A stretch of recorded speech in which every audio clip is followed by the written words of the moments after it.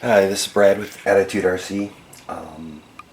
Once again, I got a little how-to video. I have my T-Rex 500, and what I want to do is set up this RPM sensor, and this is a Frsky RPM sensor.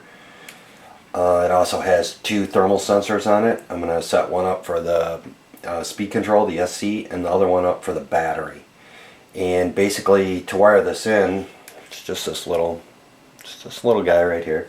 It goes through the smart port. I have an X8R receiver on here with smart out. You can see the smarts coming out of there and running up to my LiPo sensor, which is right up here in front. What I'm going to do is I have to solder this into, they say any two poles on the back on the motor, on the speed sensor. So I'm going to solder that in. And then I'm going to route the temp sensors for the, like I said, the ESC and the battery. And once I get that done, then I'll flip this back on and we'll show you a little bit of setup and how to get it configured properly.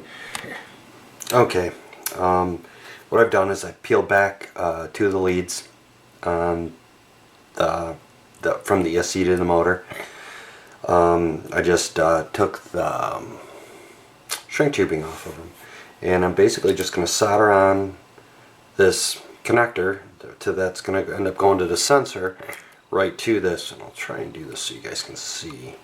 And basically I'm just going to lay this right on the outside. Doesn't carry a lot of current, it's just a sensor, so I'm going to try not to affect how the motor is actually wired in with the solder. We do want to keep this kind of straight. I'm trying to get a good angle on this here. Okay, I'm not sure how well you can see that, but I've soldered up the wire. Just put it right on the casing. That way you don't interfere with the actual solder joint on the inside. Just put it right on the casing. And I'm going to do the same now to the other one. Hopefully it goes fairly smooth. Pop that out of the way. Holder.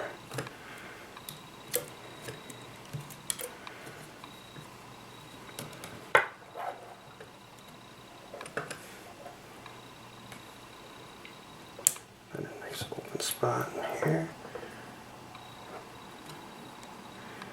Line this up.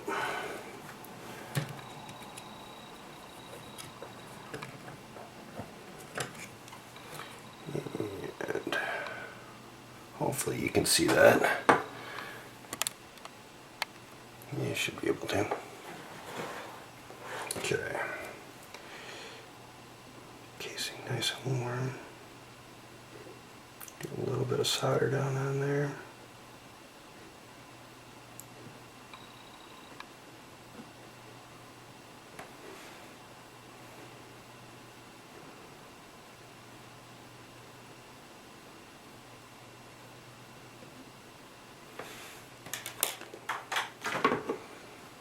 Should be on. Now I'm just going to run some shrink tube on this. Make sure that doesn't get it nice and covered with shrink tube, and be right back and we'll start mounting.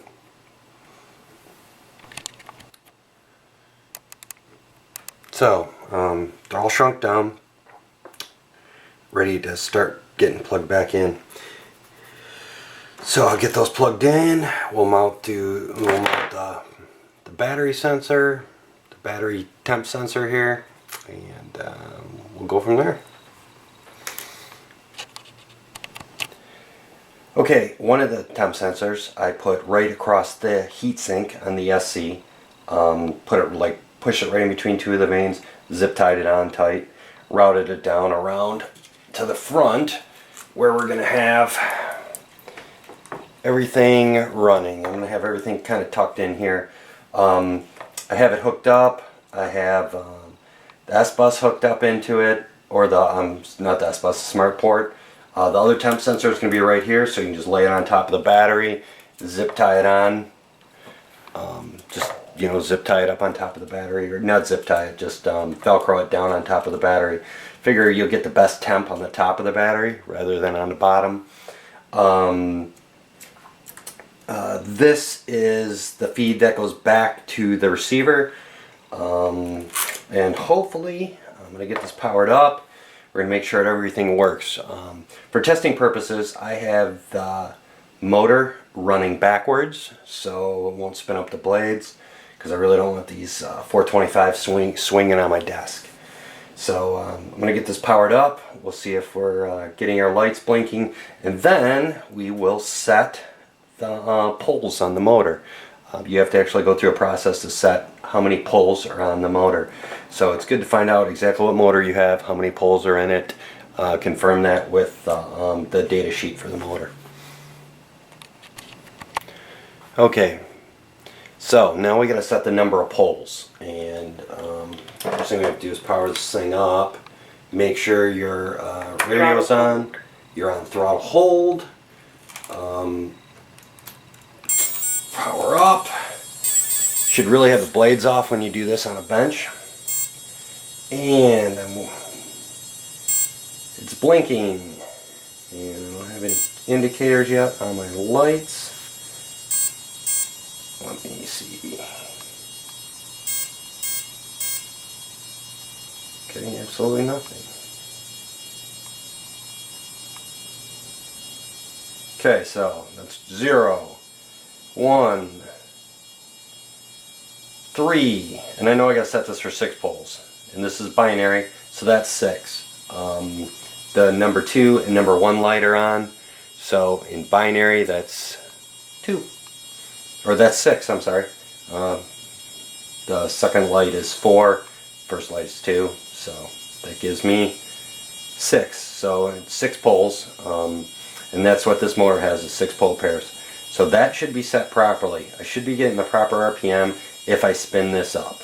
Now, there's a couple other things I got to check on my radio before we do that. So I'm going to set up the radio and then I will get back.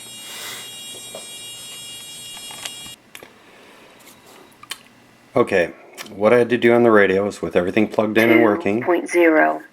Sorry about that, my radio's talking. With everything plugged in and working, what I had to do is go to the telemetry page and discover new sensors. And it came up with Temp 1, Temp 2, and RPM. So it looks like it's getting all the data. So I'm going to stop the discovery and see the discovery new sensors. That's what I had to do. And then exit out. And we're going to add this to some of our telemetry screens right now. Okay, so I've had the telemetry screen set up. After I found all the sensors, I just went and added them to the telemetry screen. That's pretty easy. I can show you how to do that in another video if you like. And you can see we're already getting temperatures. We got 26 on Temp 2, which I'm guessing is this one, since it hasn't gone up at all. That'll be my battery temp. And then I have 30, which is no doubt my speed control, which is starting to heat up right now. Now, remember I said I have the motor set up backwards, and I did that for a very specific reason, so I could demonstrate RPM. So this is my RPM right here, and as you can see, I'm going to start giving it a little bit, and you'll probably hear the motor spin up, as well as see the RPM climb. 5.0. And there we go.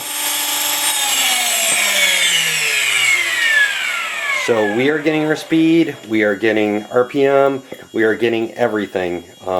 We also have, let me just switch to my other, we have all my cells on there, so I'm getting all the cells, and I have alarm set up for a low cell on each one.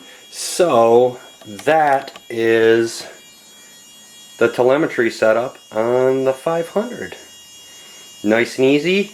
The hardest part is setting up the right poles on the motor and getting those configured properly, but like I said, it's pretty easy. They got a little chart in there.